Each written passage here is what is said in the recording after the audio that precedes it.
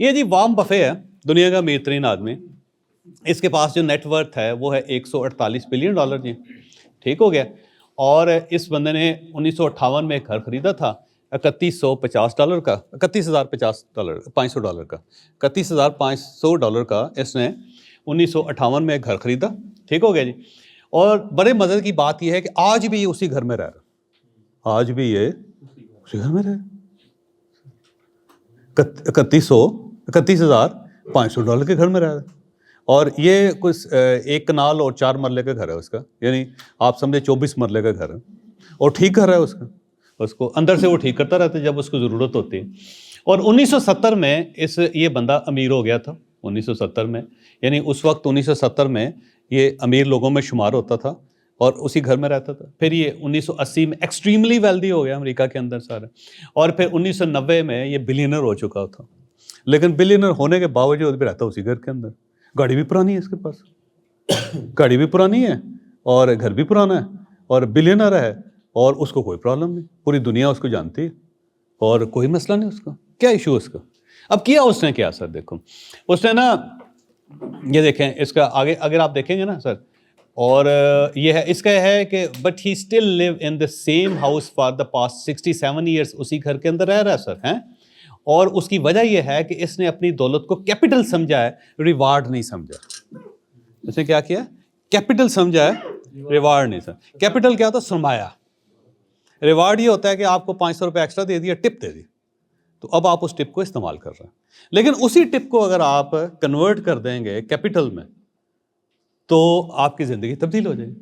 تو جو کچھ آپ کے پاس ہے اس کو آپ نے سرمایہ میں کنورٹ کرنا، اس کو اپنی ضرورتوں میں ضائع نہیں کرنا. ملک ریاض صاحب ہے نا جی، تو وہ انہوں نے سیونگ اکاؤنٹس بنائے ہوئے تھے. کرنٹ اکاؤنٹس ہیں ان کے. تو میں نے ان سے پوچھا کہ اتنے زیادہ آپ کے پاس پیسے تو ان کو سیونگ اکاؤنٹ میں کیوں نہیں رکھتے؟ کہتے سود ہے، حرام ہے. میں نے کہا ہاں حرام ہے نا، آپ کو کس نے کہا کہ سود حلال ہے؟ تو کہنے لگے پھر میں نے کہا اس کو سیونگ میں کنورٹ کریں نا، اور جتنے پیسے ہیں جو اس کے پیسے آتے ہیں آپ اپنے اوپر خرچ نہ کریں، کیونکہ سود تو آپ کے لیے حرام ہے سارا. لیکن بہت سارے ایسے لوگ ہیں زندگی کے اندر جن کو صرف پیسہ چاہیے اپنی زندگی گزارنے کے لیے، ان کے لیے سب کچھ جائز ہے، اور ان کے لیے صرف یہ صدقہ اور خیرات ہے، صرف ایک سپورٹ ہے. تو ان کو آپ سپورٹ کریں. تو انہوں نے ایسا کیا یہ کرنے کے بعد ہر سال ان کو ملتے ہیں 64 کروڑ روپے. اور ان 64 کروڑ روپے سے یہ جو 137 دسترخوان ہیں وہ چل رہے ہیں. ہاں کل تو 137 دسترخوان گورنمنٹ کے بند ہو گئے. عمران خان نے سٹارٹ کیے تھے نا سر، بند ہو گئے. پنجاب گورنمنٹ نے بھی کیے تھے سستا تندور، بند ہو گئے. ان کا چلی جا رہا ہے. اس کی وجہ کیا ہے کہ وہ جو سیونگ اکاؤنٹس ہیں ان میں سے 64 کروڑ آ جاتا ہے، وہ ڈائیورٹ کرتے ہیں ادھر، لوگ کھانا کھا رہے ہیں. ٹھیک، کتنا ایزی ہے، بڑھتے چلے جا رہے ہیں نا جی سر. تو یہ کمپاؤنڈنگ افیکٹ ہے. تو اس نے کیا کیا جناب کہ ایک تو اس نے اپنی زندگی چینج نہیں کی، اور یہ جب 20 سال کا تھا یا 30 سال کا تھا تو اس آدمی نے اپنا لائف سٹائل جو ہے نا اس کو لیوش نہیں کیا. ایسا نہیں ہے کہ گوچی کا بیگ استعمال کر لے یا پراڈا کا بیگ اٹھا لے سر، یا جیٹ طیارہ خرید لے، ضرورت ہی نہیں ہے. جس نے بلانا ہوتا ہے اپنا جہاز بھیجتا تھا، چلا جاتا ہے. اس کو کیا ضرورت ہے اپنا جہاز خرید کے بیٹھا ہو وہاں پہ؟ ٹھیک ہے نا. تو وہ اس نے اپنی جو سمپل لائف ہے نا اس کو اس بندے نے چینج نہیں کیا، اس کو اسی طرح اسی پیٹرن پہ چلاتا رہا اور ری انویسٹ کرتا چلا گیا سارا. ٹھیک ہے جی. اور جتنے پیسے ہوتے تھے انڈر ویلیوڈ بزنس جو ہوتے تھے نا، جو انڈر ویلیوڈ بزنس تھے جن کی ویلیو خراب ہو، اس میں انویسٹ کر دیتا تھا. لیکن اسے یہ پتا ہوتا تھا کہ اس نے ڈوبنا نہیں ہے. جیسے ایک bank of America, American express ہے. امریکن ایکسپریس ہے، اسے پتا ہے کہ جب تک امریکہ ہے اس نے چلنا ہی چلنا ہے. تو جب وہ ڈپریشن میں آیا نا تو اس نے اپنے سارے پیسے اس کے اندر انویسٹ کر دیے.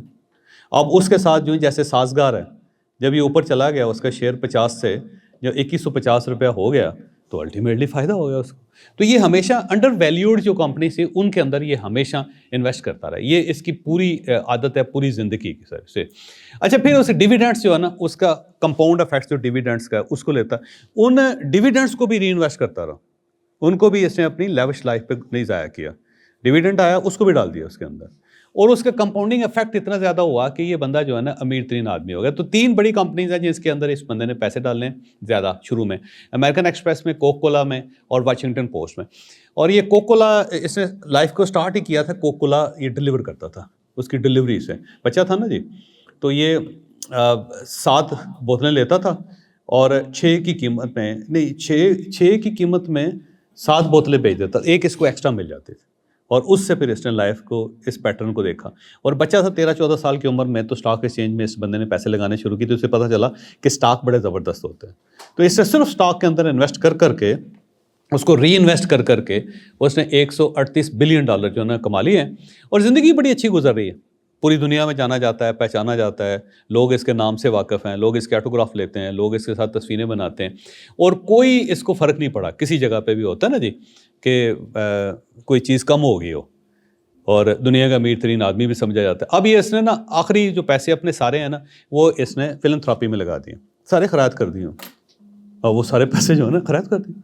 تو دیکھو کمال تو یہ ہے نا کہ آپ نے زندگی بڑی اچھی گزاری, آپ امیر آدمی بھی ہو گئے, دنیا کے امیر ترین آدمی بھی ہو گئے, اور سب سے زیادہ خیرات کرنے والے بھی ہو گئے.